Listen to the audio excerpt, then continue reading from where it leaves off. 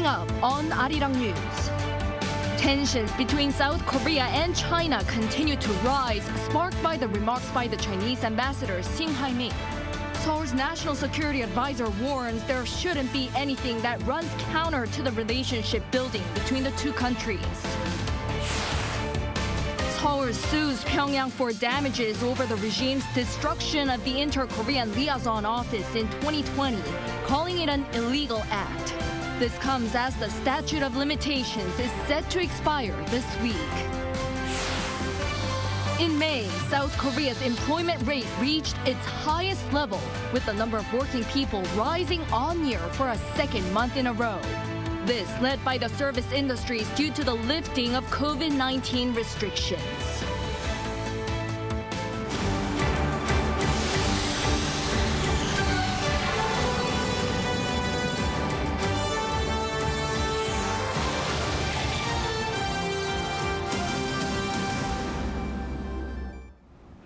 Good evening. It's 9 p.m. here in Seoul. Thank you for joining us. We start with a diplomatic clash continuing for days between South Korea and China, sparked by the controversial remarks by the Chinese ambassador Shin Hai-ming. Seoul's national security advisor warns there shouldn't be any actions that go against the development of bilateral relations. Our Bae Eun-ji brings us up to speed responses from the political circles. A senior official from the presidential office has said there should not be any actions taken by Seoul or Beijing that do not improve bilateral relations, referring to the Chinese ambassador to South Korea, Shin Hai-ming, who last week said that it would be wrong for Seoul to bet on Beijing's defeat, criticizing South Korea's foreign policy leaning towards the U.S. This is what Cho Tae-yong, the national security advisor, told reporters while leaving Seoul for a two-day trip to Japan. There shouldn't be anything that goes against the healthy development of relations between South Korea and China. The national security advisor also said that when it comes to relations with China, the Yoon administration's position remains the same, that the relationship needs to be developed in a healthy manner, based on mutual respect and common interest. As for the possible trilateral summit between leaders of South Korea, China, and Japan, another presidential official said it's up to China to make that happen, and that Seoul will not be, quote, begging the neighboring country. Speaking to South Korea's Yonhap news agency on Wednesday, the official said the summit will not take place if China does not show any kind of response. Meanwhile, 5 lawmakers from the main opposition Democratic Party are reportedly on a trip to Beijing, arranged at China's invitation. Regarding the controversial trip, the ruling Conservative Party leader Kim Ki-hyun said he hopes the lawmakers will be able to promote national dignity while in China. Bae Eun-ji, Arirang News. The South Korean government has filed a damages suit against North Korea over the regime's demolition of the Inter-Korean Liaison office in 2020. Calling the demolition an illegal act, Seoul's Unification Ministry filed a lawsuit on Wednesday seeking $35 million in compensation for the loss of state assets. The legal action comes as the statute of limitations for damages to property related to the case is set to expire this coming Friday. The ministry said the suit is aimed at exercising its claims for damages before the expiration date and helping recoup the government's losses. Stressing that the regime fundamentally hampered the basis of respect and trust between the two Koreas, the ministry vowed to sternly respond to Pyongyang's infringement of Seoul's property rights. On June 16, 2020, North Korea unilaterally demolished the joint liaison office near the border town of Kaesong in a show of anger against North Korean defectors sending anti-Pyongyang leaflets from South Korea. South Korean Defense Minister Lee Jong-sub met with U.S. Undersecretary of Defense for Policy Colin Kahl today in Seoul to discuss regional security. In their talks, Minister Lee highlighted the importance of forging robust bilateral ties through multiple channels of cooperation, including conducting tabletop exercises and expanding America's deployment of strategic assets. Undersecretary Kahl agreed and stressed the pivotal role of continual collaboration and communication in deterring potential North Korean threats. Kahl also appreciated development in regional security cooperation following recent improvement in the Seoul-Tokyo relationship. At the National Assembly, policies for the marginalized, such as those with disabilities, were among the topics brought up by lawmakers today, the last day of the 3 government questioning sessions this week. Our National Assembly correspondent Lee Si-hoo reports. Rival lawmakers grilled government officials on issues directly pertaining to South Koreans' lives, and among them was the People Power Party's Kim Ye-ji. A person with a disability myself and also a list member. I'm going to ask questions on the government's role and direction regarding policies for the disabled. Kim asked Prime Minister Han Duck-soo, representing the government at the parliamentary session, about the Yoon administration's direction and plans for policies for the disabled. We are working hard to increase the related budget. We are also working on expanding support for the disabled's health, care, and personal budget system. We will actively communicate with those with disabilities to carry out our assignments and develop various policy alternatives.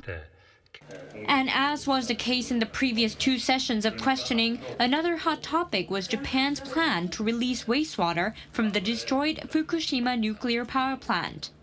Japan has chosen the cheapest and easiest way to make up for the nuclear plant disaster. I think this will set a bad example globally. What do you think? If it's done in a non-scientific way that harms the people around the world, there are international systems to discuss and file complaints, for example, through the International Tribunal for the Law of the Sea. Other questions asked involved the government's aftercare for those affected by the Itaewon tragedy late last year and the need for the protection of press freedom. Lee Si-hoo, Arirang News. President Yoon and First Lady Kim Gun-hee showed their gratitude to the nation's veterans and servicemen on Wednesday by hosting them to a lunch that featured the highest level of welcoming protocols and respect. The lunch was held in guest house of the former presidential Blue House with 190 in attendance, including family members. The invited guests also included those from other service areas, represented by the father of a firefighter who died in March this year while on a rescue mission. In addition, this was the first time veterans of the first Yeonpyeong Naval Battle, which took place in 1999, were invited for lunch with the sitting president. In his welcoming speech, President Yoon reiterated the importance of respecting those who have served the country as a sovereign nation, saying this was the essence of a democratic country.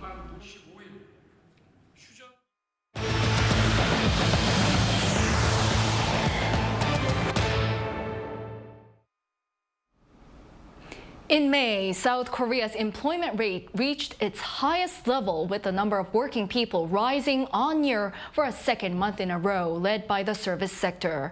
Jobs in the manufacturing industry, however, backpedaled again. Lee Soo-jin explains. South Korea's employment figures remained strong last month. Data from Statistics Korea released on Wednesday shows that there were 28.83 million people in employment last month, up more than 351,000 compared to the previous year. This is the 27th consecutive month that the nation has seen year-on-year growth in employment. Statistics Korea says May's strong figures were driven by the continued rise in in-person and outdoor activities. The employment rate of the working age population, those aged 15 to 64, rose 0.7 percentage points year-on-year to stand at 69.9%. That's the highest figure on record. The nation's unemployment rate came to 2.7%, down 0.3 percentage points compared to the year before, and the lowest figure for the month of May since 1999. The job growth was largely driven by the 60 and above age group, which recorded 379,000 more jobs. Employment among those their 20s and below, however, fell for the 7th consecutive month. By sector, the health and welfare industry saw the most job additions with 166,000, followed by the accommodation and restaurant sectors. On the other hand, for the fifth straight month, the manufacturing industry recorded fewer jobs amid sluggish exports, but the decline was smaller than the previous month. Meanwhile, during a job task force meeting on Wednesday, the first vice finance minister announced that the government has selected more industries to focus on to boost employment. In addition to coming up with more solutions for the 6 industries that have already been selected, we are planning to add 4 more industries that have been experiencing severe labour shortages, such as the domestic construction and shipping industries. The government is planning to attract more workers through measures that include improving working conditions and hiring more foreign job seekers. Detailed plans for bolstering employment in the selected sectors will be announced during an emergency economic meeting in July. 이수진, Arirang News. Korea's ICT industry posted a trade surplus of some $3.3 billion in May, despite an overall plunge in exports. According to the Trade Ministry on Wednesday, the total value of tech exports last month totaled above $14 billion, which marks a drop of over 28% on year. The ministry links the drop to lackluster demand as well as the base effect given last May's record surge. By product, semiconductors plunged almost 36% on year amid cheaper costs, while smartphones fell over 17% on weaker demand. CEOs from major companies in South Korea gathered today to discuss the current status and the outlook of the hydrogen energy industry. The Korea H2 Business Summit is being held for the first time in 2 years with 17 member companies, including SK Group and Hyundai Motor Group, sharing their achievements and pledging to work to establish policies, businesses, and investments in the hydrogen sector. Member companies agreed to actively communicate with the government to offer their expertise when it comes to legislation, as well as set up specialized councils.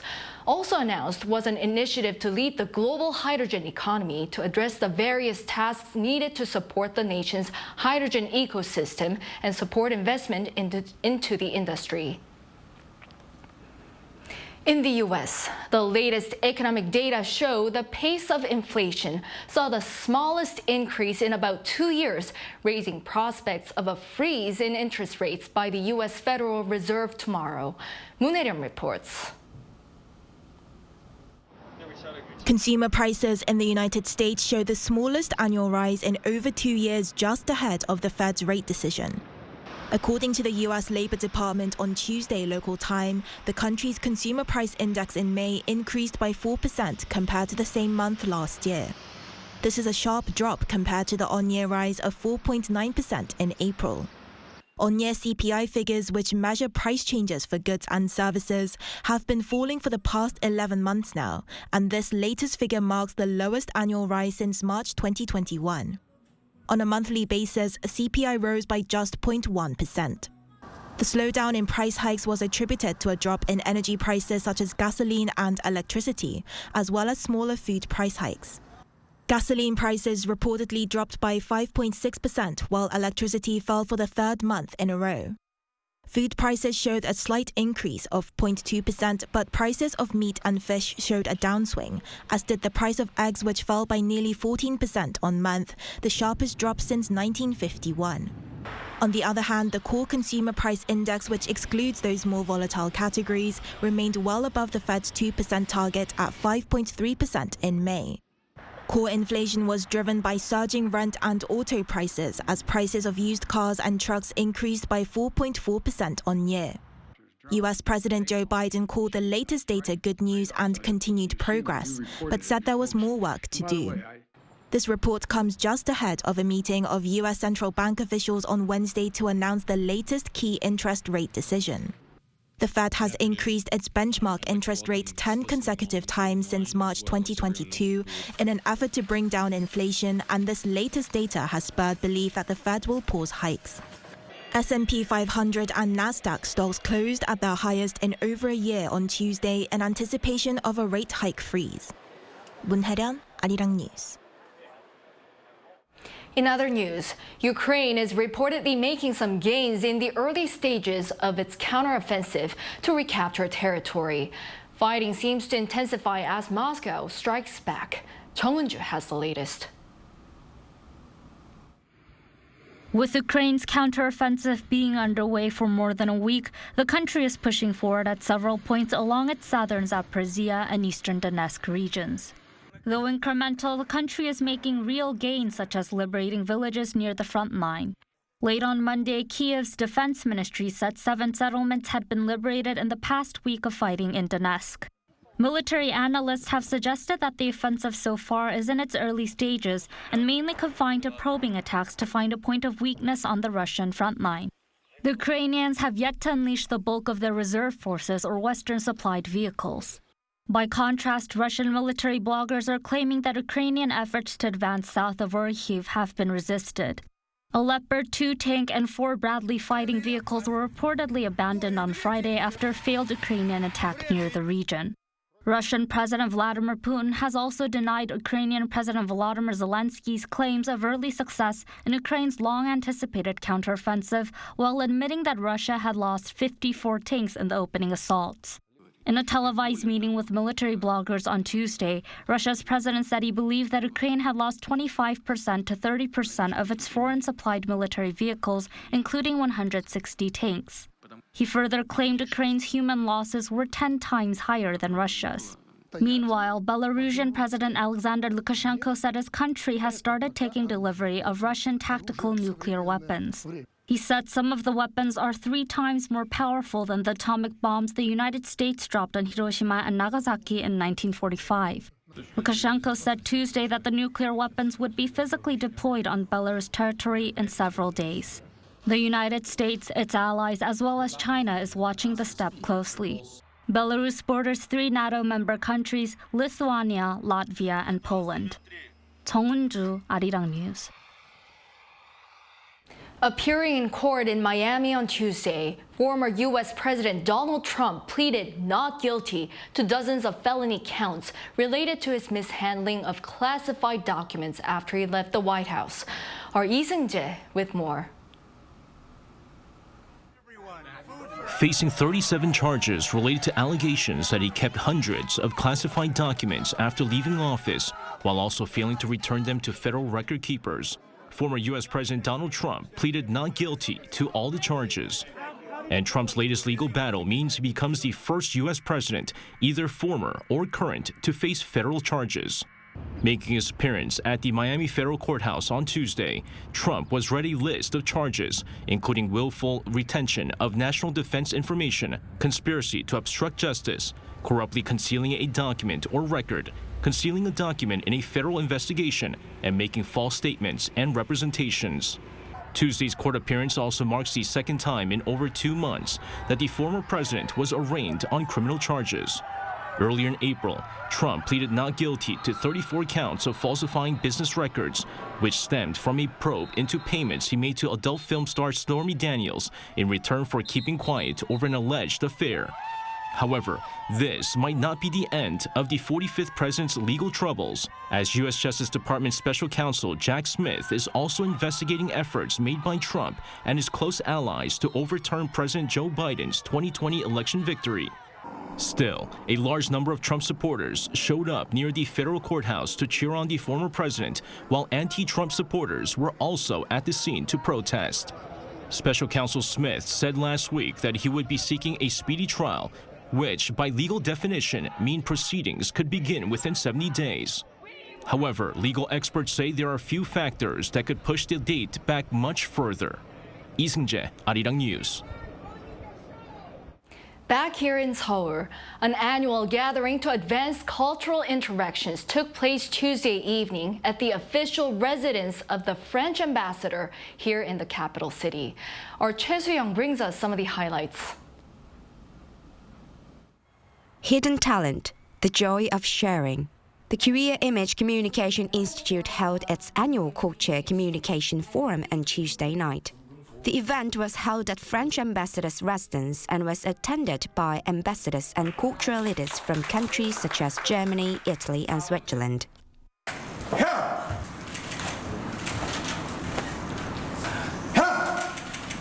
Philippe Lefort, the French ambassador to Korea, demonstrated his taekwondo skills.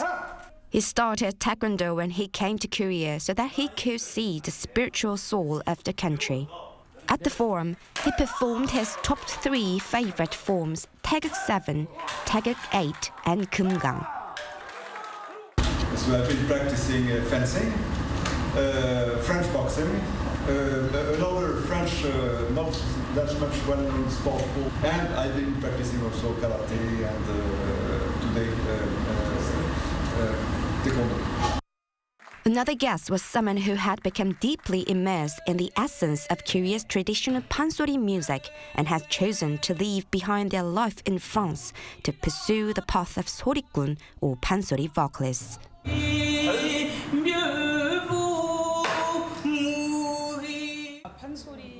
I was attracted to pansori at the Korean Cultural Center in 2016. As I continue to do it, it feels like therapy to help me heal my heart. The German ambassador played Chopin's Nocturne No. 20, which he said always gives him unbelievable moments. And magician Edward Guan performed his magic tricks for the crowd. The chairman of CICI said she hopes more people can share their love of Korean culture with the world. It is a universal wish to live a long life with a young heart. To do so, I believe it is essential to be positive, communicate well, and share with others. That is why we prepared the Hidden Talent today. The CICI's annual forum aims to become a cultural stepping stone between Korea and the world. Choi Soo-hyung, Arirang News. With the Asian Games in Hangzhou coming up in just a few months, host nation China confirmed that North Korea will be taking part. This was announced in Wednesday's press conference held in China's eastern city of Hangzhou, where the Asian Organizing Committee said all 45 national Olympic committees in Asia have signed up for the September event. Although it didn't mention individual members, it's expected that North Korea has registered as Pyongyang is part of the 45 National Olympics Committee. The organizing committee also said a total of 56 stadiums are ready for the event and that the final inspections are underway. South Korea's under-20 football team received a hero's welcome upon returning home on Wednesday after reaching the semifinals at the FIFA Under-20 World Cup in Argentina.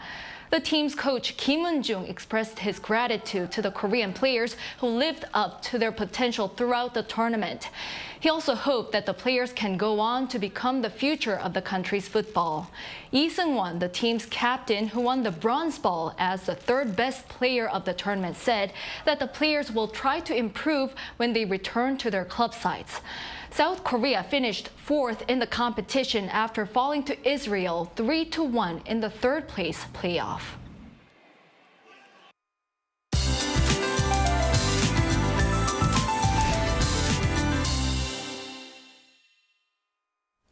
Daytime heat will continue on for most parts of the country. Along with the sweltering heat, eastern regions and the surrounding areas will see another round of showers. In the regions, including Gangwon-do, Chungcheong-do, and Gyeongsang-do provinces, we'll see 5 to 40 millimeters of rainfall. Showers will continue into tomorrow evening. For rainy regions, locally heavy downpours of 30 millimeters per hour are possible. For those across low-lying areas, please take extra precautions against landslides and flooding. Along with the rain, violent winds will follow at times. Winds will be gusting as fast as 20 meters per second. This is strong enough to bring down signboards and break tree limbs.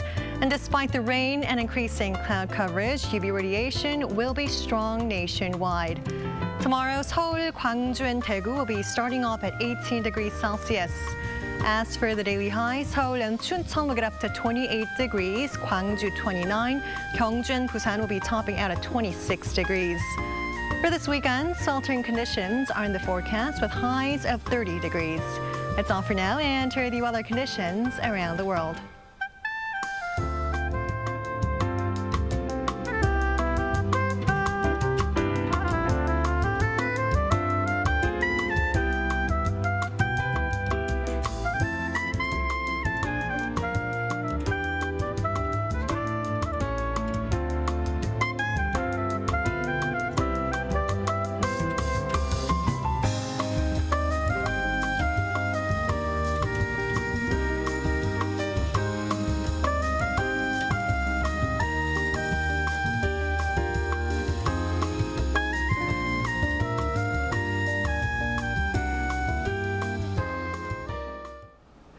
That is all for this Wednesday night newscast. Thank you for watching. We'll be back tomorrow with the latest news. Have a good night.